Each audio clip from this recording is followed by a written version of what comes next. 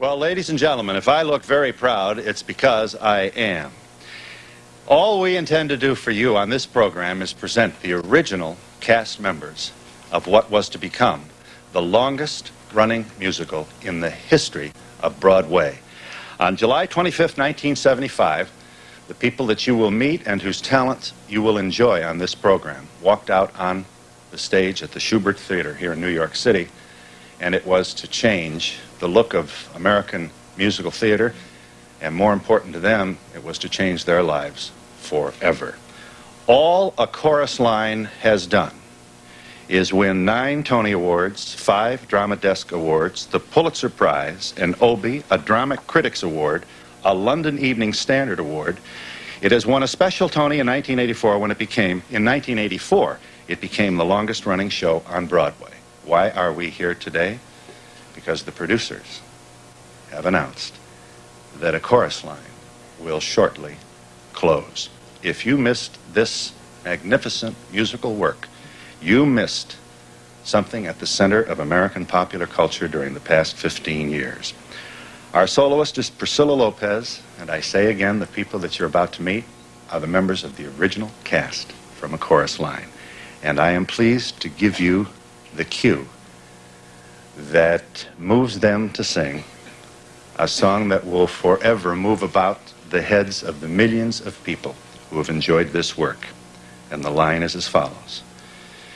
If today were the day you had to stop dancing, how would you feel?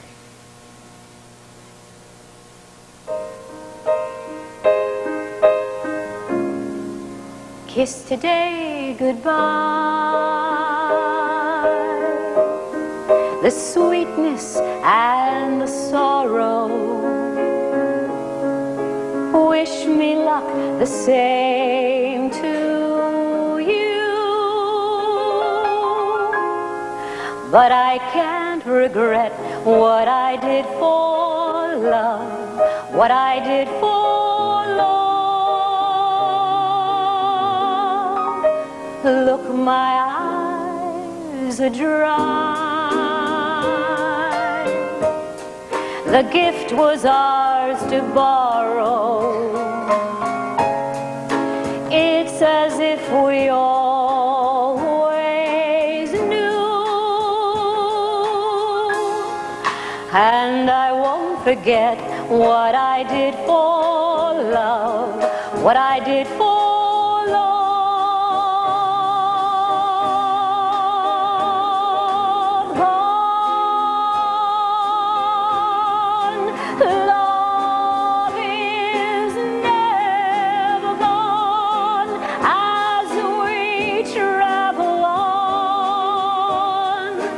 love's what we'll remember. Kiss today goodbye and point me toward tomorrow. We did what we had to do.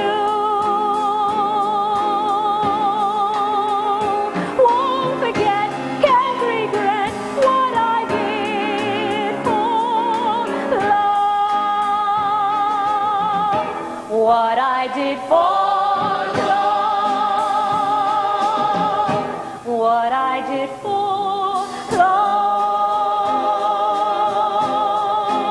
Love is never gone as we travel on. Love's what we'll remember. Kiss today goodbye and point me toward tomorrow. We did what we had to do. Won't forget, can't regret what I did for love, what I did for love, what I did for love.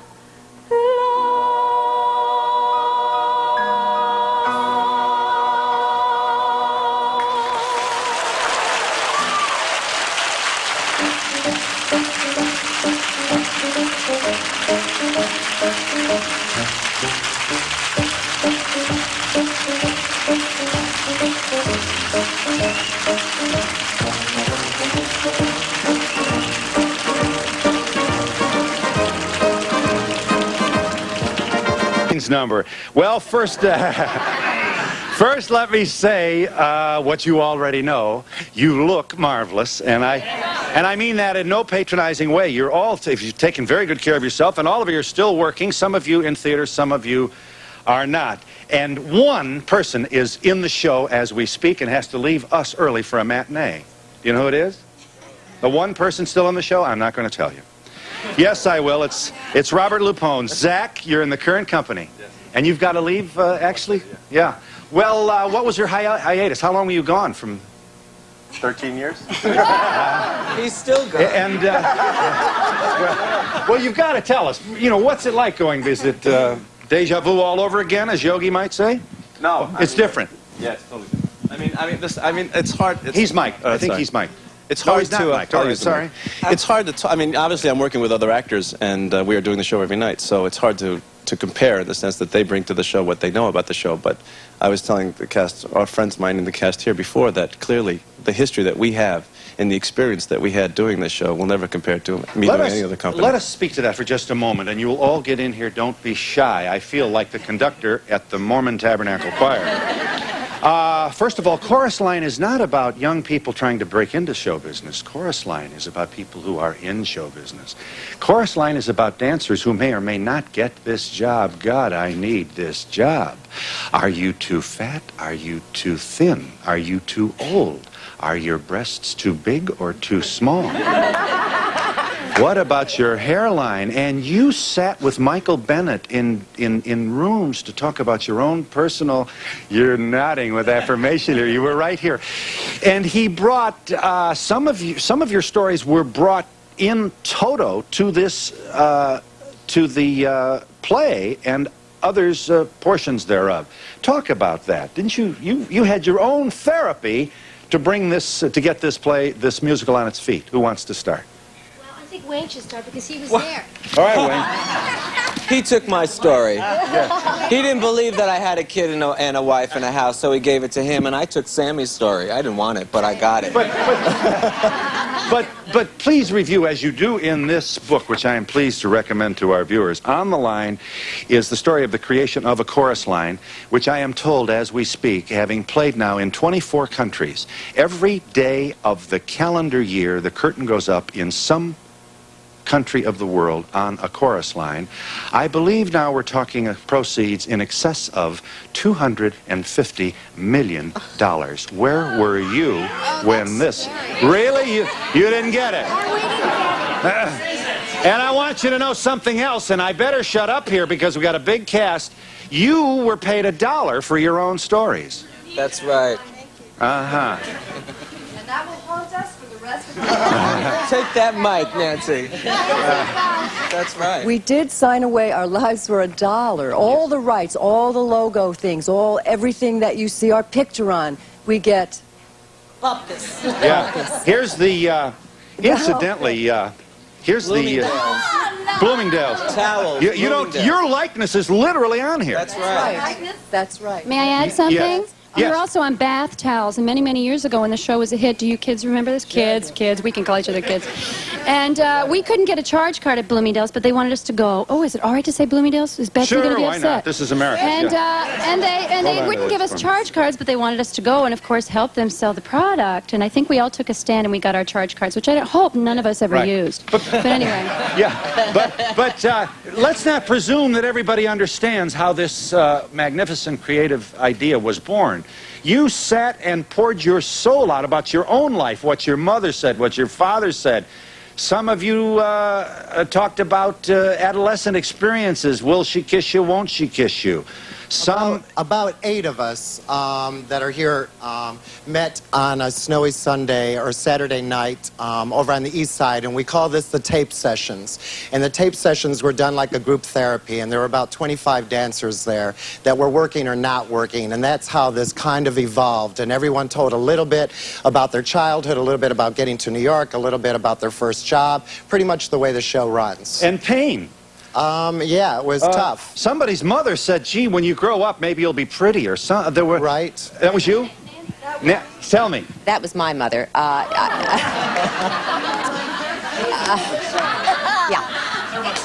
made it live, Nancy. No, it's in the book, but what had happened, and this used to be a monologue of mine. It has gone into At the Ballet. It's part of the lyric of At the Ballet, and Nancy has the pleasure of singing that.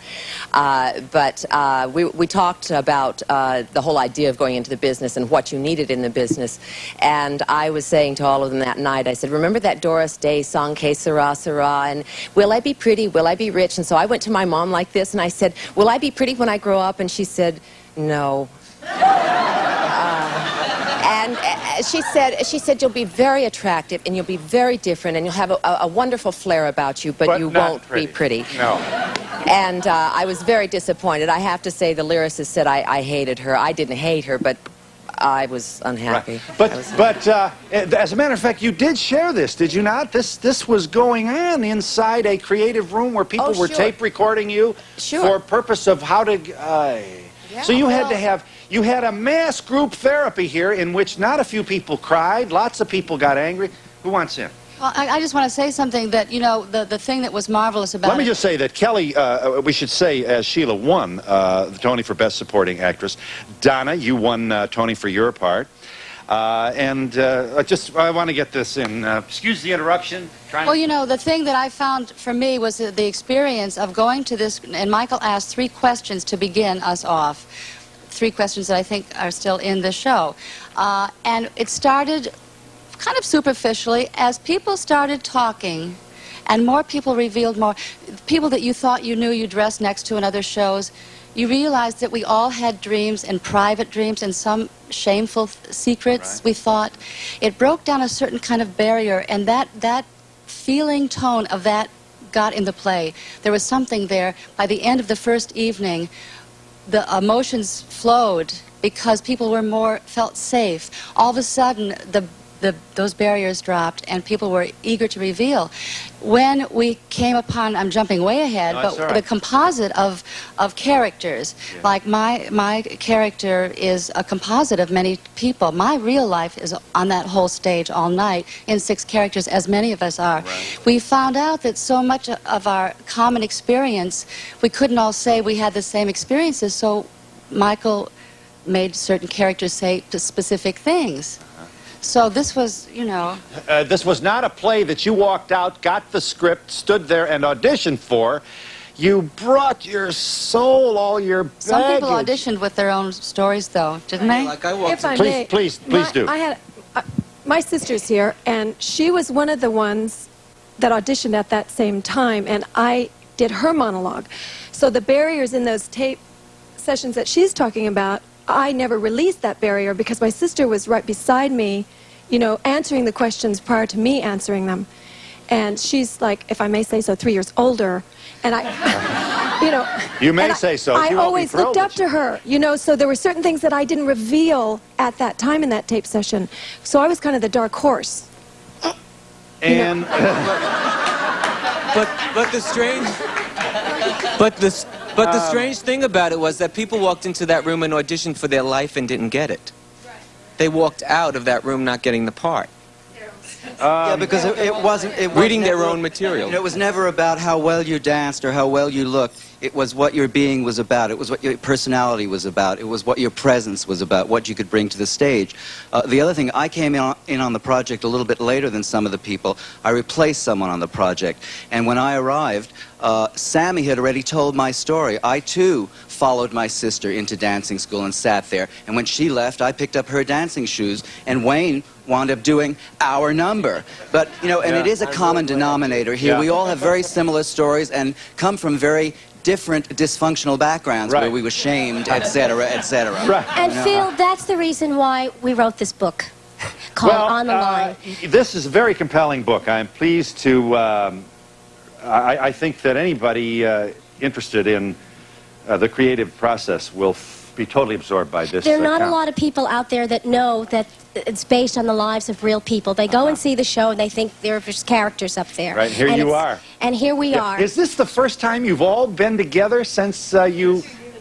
In about, yes. We're missing one person. We're missing one. I should say that. We Renee are missing. Bauman. Renee, we miss you. Her father is very ill, and we miss you, Renee. Renee Bauman is not with us, and that's their only person that we were not able to, and it was for a very good personal family reason that she couldn't be here, and I know she's I'm sure she'll be watching. Now, just take a minute, my beloved guests. The word manipulative comes up a lot in this book and in conversation. Now, I'm only going to take a second. Who wants to start this? Well, Michael Bennett reached into your heart. He reached into your Yes, soul. he did, but we all wanted to be reached into. You think so? And yes, and I think that as well, maybe not. Bob is smiling here, but I think we were all aware of it. I mean, it was something that was happening. At the same time, the experience for me, the creative experience, the work experience, was so something that I wanted so to be part of, that in spite of the manipulation, it was okay. And I knew that that had to be part of it in order to be part of the rest of it. Yeah. Well, that's a very nice, you're saying something very nice about a man who has died. Michael Bennett died of AIDS. I'm afraid to say how long ago. 3? 2.5 years ago. Yeah. But how could he not? He must have enraged you. He must have hurt you. You must have been alternately mad at him and others. May I interject Phil, something? yes, go ahead. Something, the best way I can describe it, and in retrospect, I understand why he did a lot of what he did, and it was very, very painful at the time. We were all very young, and we all had our own insecurities. But when I saw the show recently, and I don't want to denigrate that company, I felt that I was going to really be sad when I saw it, and I wasn't. And I think what the difference was between what we did and what they did was that I felt like literally every night we were auditioning for our jobs, and it was a necessary element in the show to make it as successful as it was. Yes, it was painful, but I always felt, did you not, that there was always the element that, gee, if you didn't do what you wanted or Mr. Bennett wanted you to do, there was always a possibility that you would be in the wings and somebody else would be there. And that reflected in your performance. Oh, yes. You had to have fear and Oh, my insecurity Lord. for this to work. I mean, I don't want to be a Betty Bitters, but I can remember something horrible that Michael said to Sammy Williams, and I'll never forget this as long as I live. He came up to Sammy backstage before opening night. Was it San Francisco or Los Angeles? Now, you tell him what he said. It was opening night in Los Angeles, and I played the role of Paul, which was... For which you won a Tony. Let me get that in. Yes, thank you. Thank you. Yeah. Towards the end of the monologue, I'm supposed to cry, and Michael came up to me just before we walked on stage, and he says, "I want real tears tonight." And I said to him, "Michael, how do I do that?" And he said to me, "Just think about how much I hate you." And turned around and walked away, and I was totally devastated. But he pushed the right button. By the time I got to my monologue, I was just a basket case. I was a mess. I was a mess. Phil, I mean, the bottom line is a director has to direct his cast. He has to manipulate, and you have to use you have to pull out all the stops to do it. It was It's personal. like a psychiatrist playing with your brains. I mean, But you know something also, Phil? It was his way of directing us. Right. At the time, we took it personally because we didn't know that. We weren't really aware that that's what he was. Yeah, we were babies. 25? We didn't really know that that's what he was doing. It was He did for the not direct purpose of the show. everybody in the same fashion. If some people required that because, you know, right or wrong, it worked. I mean, if he had was done that very- with me, there would have been no performance. He would have crushed you, and you'd have. I wouldn't have been able to, yes. So I would he have been knew too who inhibited. he knew how far.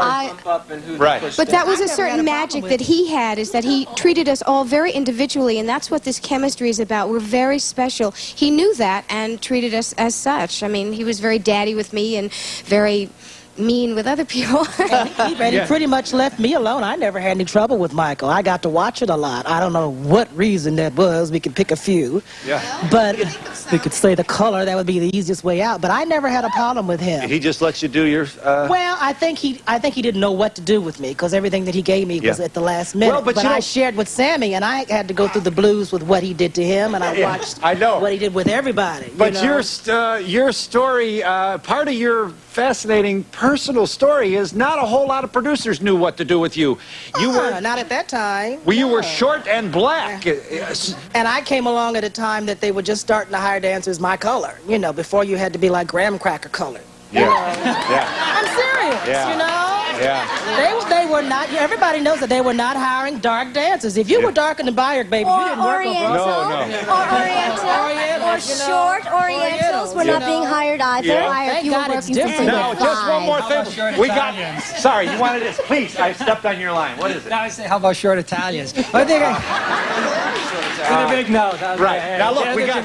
Yeah. All I want to say is that one of the interesting things, I came in also late, you know, and one of the interesting things was my mother called me. She says, "How's the show going?" And I said, "Well, we sing for an hour, we dance for an hour, and we cry for an hour." I mean, it was like an Italian opera, Right. you know. And also, it was the first time that I can remember, I'd done a lot of shows where dancers were treated as individuals. We weren't just numbers, we didn't just go to marks, we were able to go in, we were able to say exactly what we needed to say at that time, and we created something as a group. We weren't just herded around for a change. You know, we were really able to bring ourselves to a project. That doesn't happen to dancers as a rule. Please let me remind our viewers that, yes, we will hear other numbers from this magnificent, one-of-a-kind show, including Tits and Ass.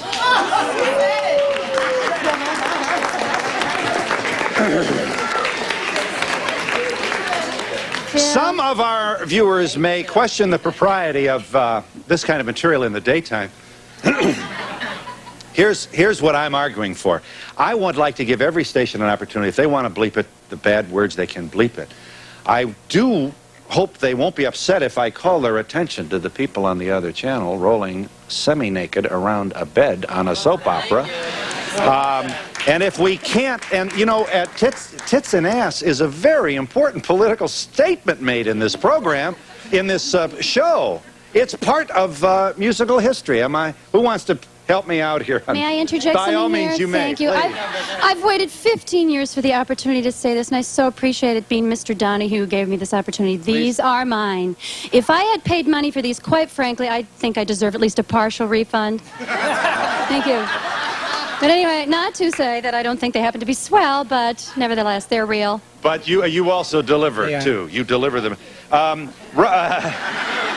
You know what I mean in a theatrical sense. Robert, you got to leave. Listen, you got to eat. You know, we hate to see it. Can't, you know, how do you... We all ought to go with them. Go over to the theater and watch this. You want to do that? Oh, I can't do it. I can't do it. I'll look like a fool.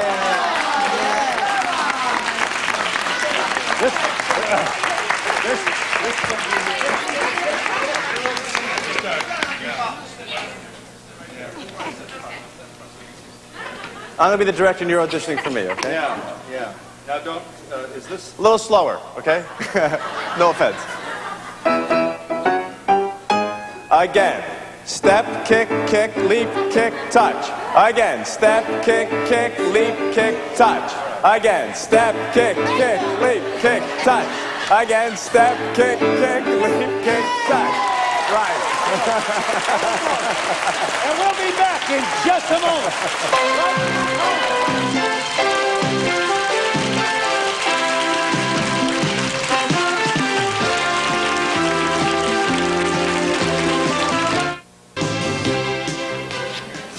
Well, here we go. I don't, you know, we're having big agonies now about rap music and what's profane and what isn't. And, you know, what would you like your kids to listen to? I don't know. As the father of a daughter, I'm very pleased to have my daughter exposed to the material we're about to see. It speaks volumes about our culture and about the lament of a talented young woman who wants to be thought of as more than just a body and begins to wonder whether or not anything else matters. I am pleased to present the talented performer who gave this to the world in the first show, July 25th, 1975 at the Schubert Theater. Here she is from the original cast of A Chorus Line, Pam Blair.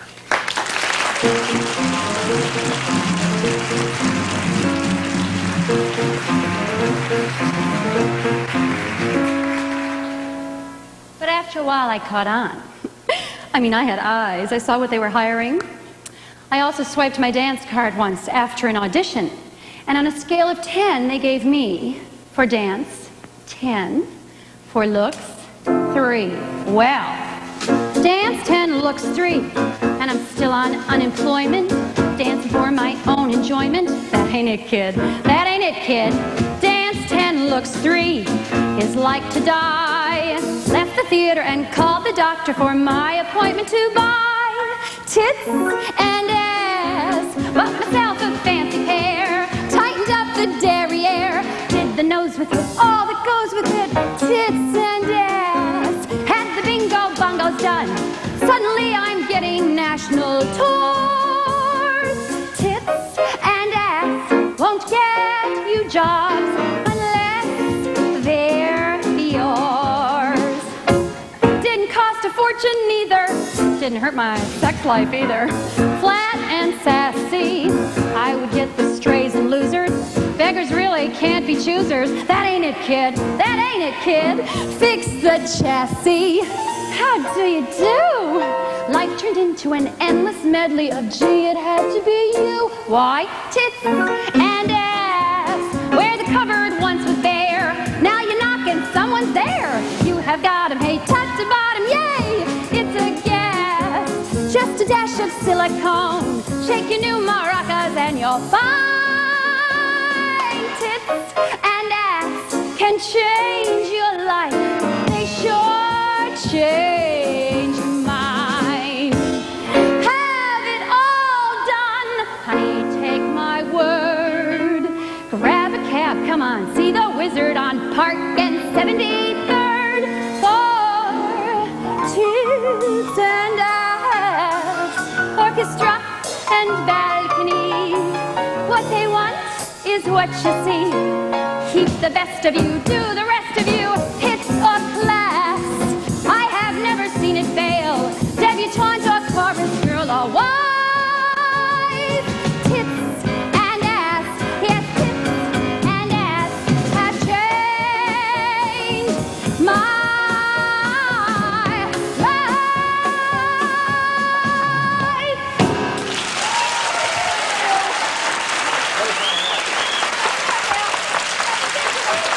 Perfect. Perfect, man. Perfect. Whoa!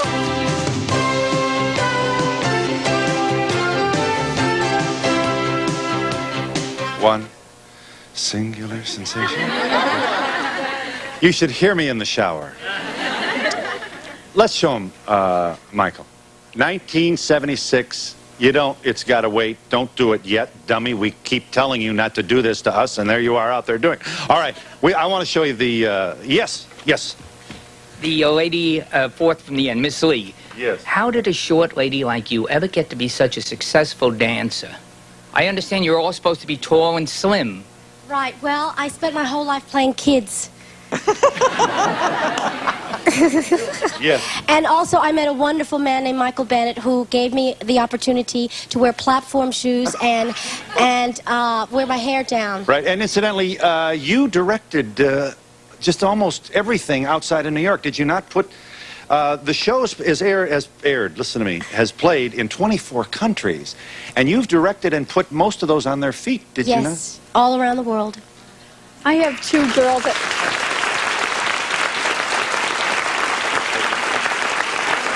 You have what? I have two girls that take dance lessons, 5 and 8, and like sometimes you see like the show Annie or whatever. How do you find out about these shows, and how do you like audition? I mean, how do you know where to go and try out for a show or whatever you say? Backstage. Well, there's two newspapers called Backstage and Show Business, also Variety, and they will tell you what's happening in town. Yes. Hi, I'm sorry Robert had to leave. I was here 2 weeks ago from Salt Lake and saw the one now, and I'm sorry I missed your first performance, but I'm back for here and seeing you. It's great. I'm glad you made it here, yes. Were any of you in the movie chorus line? No. Yeah. Here's the point. You know, I don't think there's a millionaire among you, is there? And you put a show on stage that has made $250 million around the world. Not to mention the ancillary material, the album alone. What's up here? Are you bitter? Aren't you? How come you're not all... Can I say one No, thing? but I have three We did kids. go at one point to a lawyer with that agreement which we'd signed, correct me if I'm wrong, for $1, and this particular lawyer said, gee, this agreement gives the term dumb dancer a new meaning. Well, wait, I just have to say something. Yeah, go ahead. Also, yes, we did sign our rights away for $1, but Michael Bennett, looking back on it, you know, probably felt a little guilty about it all and did start this fund where about 52 people split 0.5% of the gross income of this show. So it's not like all we ever got was $1, but we are not millionaires like a lot of people And you think that we'd certainly be retired. Right, and you only got, shall we say, you participated minimally in the gross proceeds of this extraordinary success. Also, Pam had figured it out. She said at one point she thinks that most of those people that got it from the first 2 workshops made like $60,000 over 15 years. I only did the last workshop, and I got, she said, that's just an estimate I'm saying. She said, but I only did the last workshop. I got maybe $900 out of that sucker in that time. Yes, Donna, please. But Donna. just quickly, along with all of this, too, there's another fact that the people who are still performing have gone on to perform. Other people have other successful careers in other fields. By all means. Oh, that's you know, right, but the thing is, the chorus line, maybe not. Maybe that's not the $1 million, okay? Right. But it opened, for many of us, all the doors, and there's a lot more money in other places, you know, But also, because Phil, of the show. It set a precedent for all Broadway shows that go through this process of workshop. They automatically get 1%. Right. Here's the tape I was trying to call up just a moment ago. We found it, and here it is. We won't be able to show all of this, friends. We're really tight here. 1976, the Tonys. Watch this. The nominees for Best Director of a Musical are Michael Bennett for A Chorus Line, Bob Fosse for Chicago, Bill Guile for Very Good Eddie, and Harold Prince for Pacific Overtures. And the winner is Michael Bennett.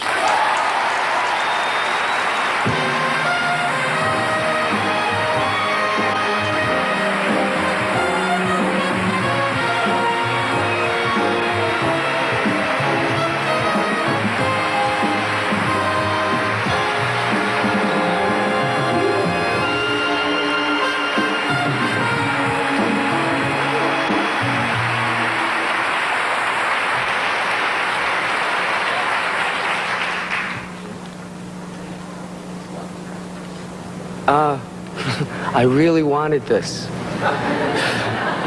And so many people did so much to help me get this.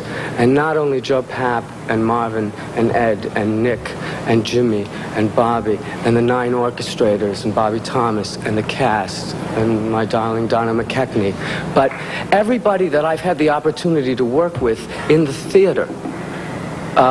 I mean, they've all taught me things, and I only wanted one thing, to be a Broadway director.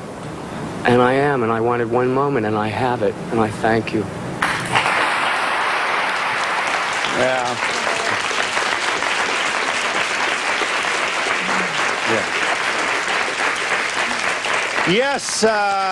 Yes, Donna and Michael were married for a year or so, and your love, I'm sure, followed him to the end.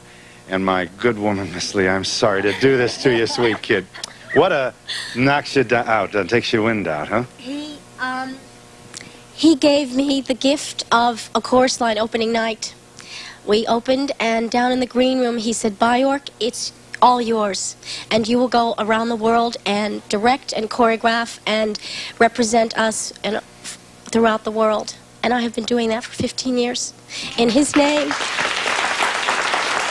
And we'll be back in just a moment.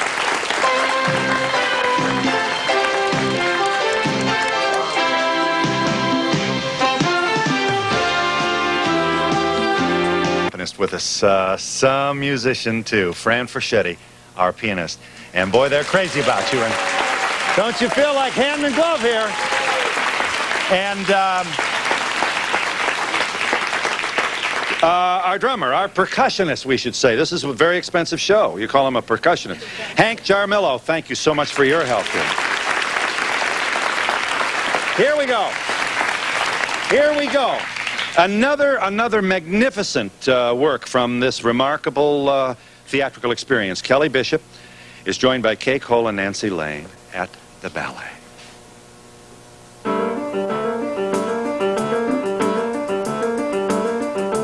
Daddy always thought that he married beneath him. That's what he said, that's what he said. When he proposed, he informed my mother he was probably her very last chance.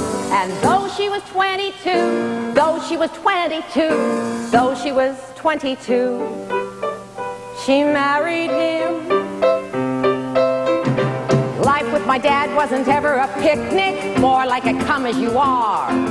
When I was 5, I remember my mother dug earrings out of the car. I knew that they weren't hers, but it wasn't something you'd want to discuss. He wasn't warm. Well, not to her. Well, not to us. But everything was beautiful at the ballet. Graceful men lift lovely girls in white. Yes, everything was beautiful at the ballet. Hey, I was happy at the ballet. That's when I started class. Up a steep and very narrow stairway to the voice like a metronome. Up a steep and very narrow stairway. It wasn't paradise. It wasn't paradise. It wasn't paradise, but it was home. Mother always said I'd be very attractive when I grew up, when I grew up. Different, she said, with a special something and a very, very personal flair. And though I was 8 or 9, though I was 8 or 9, though I was 8 or 9, I hated her. Now, different is nice, but it sure isn't pretty. Pretty is what it's about. I never met anyone who was different, who couldn't figure that out. So beautiful, I'd never live to see. But it was clear, if not to her, well, then to me, that everyone is beautiful at the ballet. Every prince has got to have his swan. Yes, everyone is beautiful at the ballet. I was pretty. The ballet. Up a steep and very narrow stairway to the voice like a metronome. Up a steep and very narrow stairway. It wasn't paradise. It wasn't paradise. It wasn't paradise, but it was home. I don't know what they were for against, really, except each other. I mean, I was born to save their marriage, but when my father came to pick my mother up at the hospital, he said, well, I thought this was going to help, but I guess it's not. Anyway, I did have a fantastic fantasy life. I used to dance around the living room with my arms up like this. My fantasy was that it was an Indian chief, and he'd say to me, Maggie, do you want to dance? And I'd say, Daddy, I would love to dance. Do-do-do, but it was clear, do-do-do, when he proposed that I was born to help their marriage, and when that's what he said, that's what she said, I used to dance around the living room. It wasn't warm, not for her. It was an Indian chief, and he said, Maggie, do you want to dance? And I said, Daddy, I would love to. Everything was beautiful at the ballet. Raise your arms, someone's always there. Yes, everything was beautiful at the ballet. At the ballet.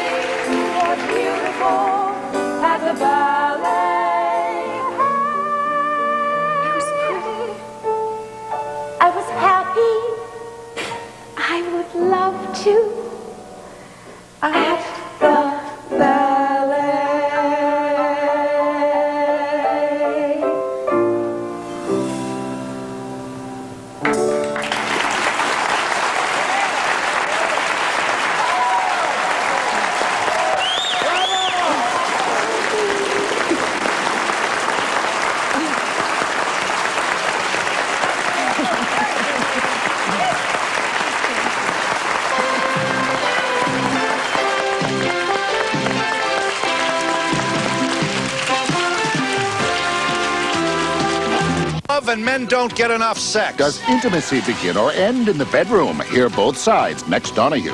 At 4 on Channel 4. No, the producers have announced it is about to close. We got through this whole program without, we've certainly made reference to Michael Bennett, whose creative genius lives in every moment of this magnificent musical experience. Marvin Hamlish, the composer who brought this wonderful sound and his own genius to the play. Joseph Papp was the producer, so let's not end our program without giving those credits. On the line is the very, very honest story of the making of this very unique creative undertaking. And the original cast will now close our program as we began. And the cue in the play, as I'm pleased to do it for you again, if today were the day you had to stop dancing, how would you feel?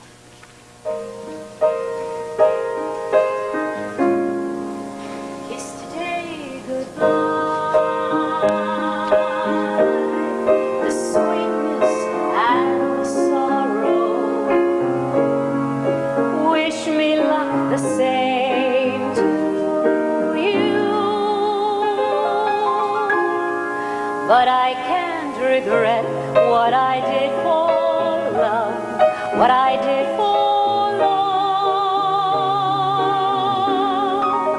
Look, my eyes are dry. The gift was ours to borrow. It's as if we always knew. And I won't forget what I did for love, what I did for love. Services provided and promotional fees paid by the following: